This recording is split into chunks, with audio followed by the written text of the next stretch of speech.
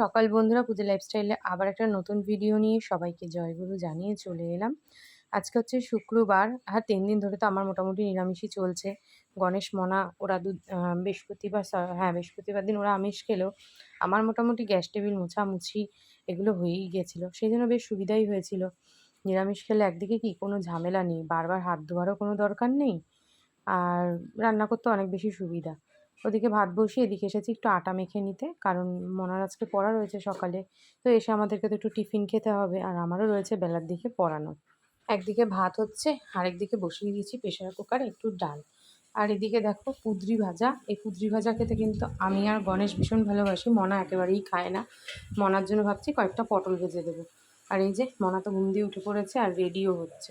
সকাল সকাল মোটামুটি অনেকগুলো কাজ হয়ে গেছে। তো চলো মনার চুলটাকে সবার আগে বেঁধে দিয়ে নিই, তারপর আবার যাব অন্য কাজ করতে। এদিকে মনা বেরিয়ে গেছে।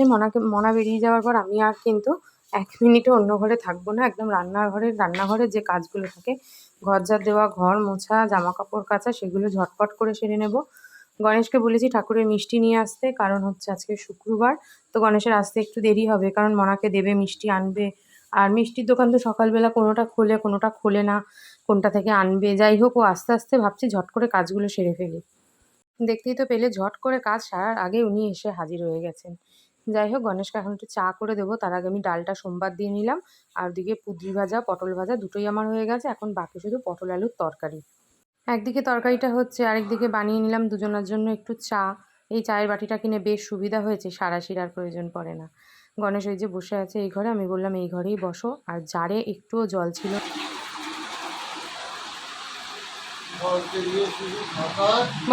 বাবা, এদিকে তাকিয়ে বলো, সত্যি কথা সবসময় চোখে চোখ রেখে বলতে হয়। থেকে উঠে থাকিয়ে যাচ্ছে, একটা মিনিট বসতে দেয় না। কাজ করবো বাইরে, ঘরে। তাহলে চোখটা বন্ধ করে বললে কেন? চোখটা খুলে রান্না করবো আর কোনো কাজ করে না। শুনতেই তো পেলে বরমশাইয়ের কথা। যতই কাজ করি না কেন, আমাদের মেয়েদের আলটিমেটলি দিনের শেষে শুনতেই হবে যে আমরা কোনো কাজই করি না। রান্না করাটা বোধহয় কোনো কাজই নয়, তাই না? যাই হোক, একটু ইয়ার্কি মারলাম আর কি। এবার দেখো, তরকারি তো রান্না শেষ, বাসনকুসন সমস্ত মেজে নিয়েছি। আর জল তো আজকে বরমশাই ভরে দিয়েছে, আমি আনন্দে নাচছি। যেইটুকু করিয়ে নেওয়া যায় আর কি, এই একটা কাজ করেছে মানে আমার অনেক। এদিকে আমি রেডি হয়ে নিয়েছি, রেডি হয়ে এসে গেছি বাসনগুলোকে তুলতে। গণেশকে ওষুধ দিলাম, গণেশের স্নান হয়ে গেছে, এবার ও রেডি হচ্ছে, ঝট করে খাওয়া দাওয়া করবে আর দুজন মিলে বেরিয়ে যাব। ব্যাগটা আমায় দাও, যখন ঘরে তালা মারা।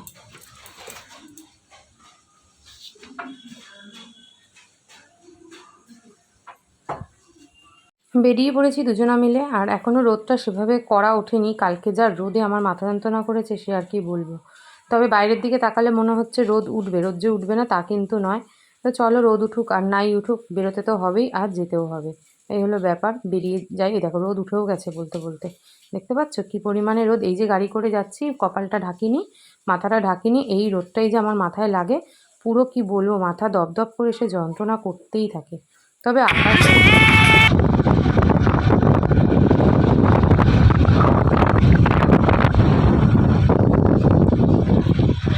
8:30 বাজেনি, আর গণেশ আমাকে নামিয়ে দিয়ে বেরিয়েও গেছে।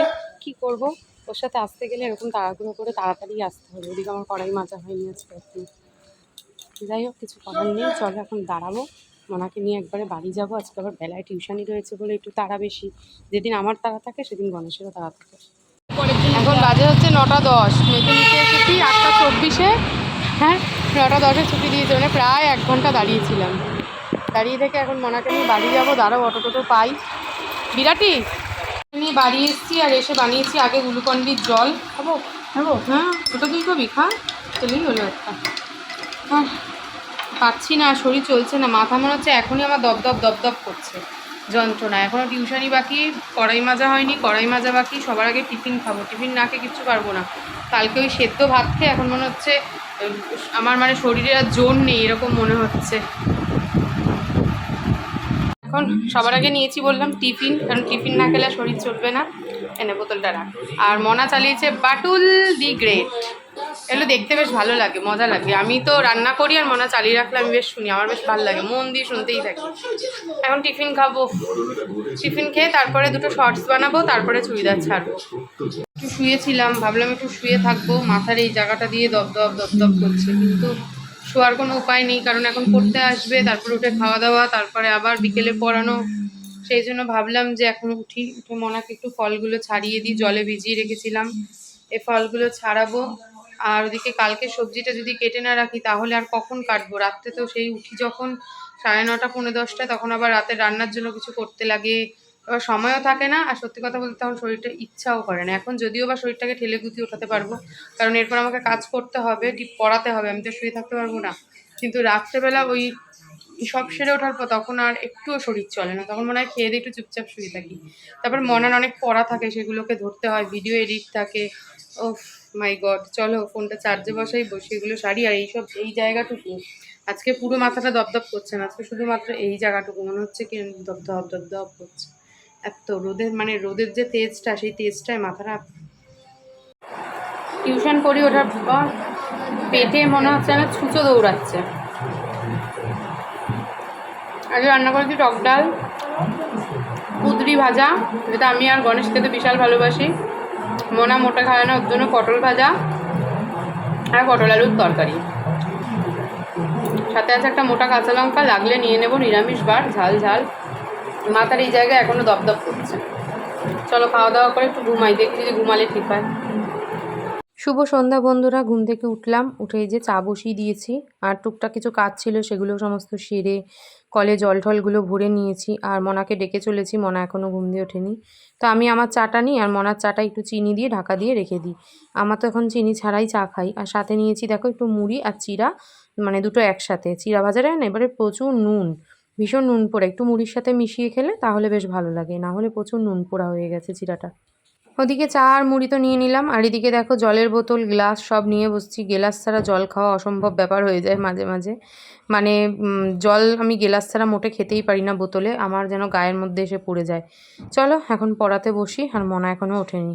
এখন বাজে হলো রাত্রি 10:30, 10:30 বাজে প্রায়। টিউশনি কমপ্লিট করে উঠে বেশ কিছু কাজ ছিল, সেগুলো সারলাম, সেরে রান্না করলাম, ভাত করলাম, আলু ভাজলাম, কাঠপাতার বড়া ভাজলাম, যেহেতু নিরামিষ, আর সকালে রান্না করেছি ওই ডাল তরকারি, দুটোই আর কি শেষের দিকে ছিল।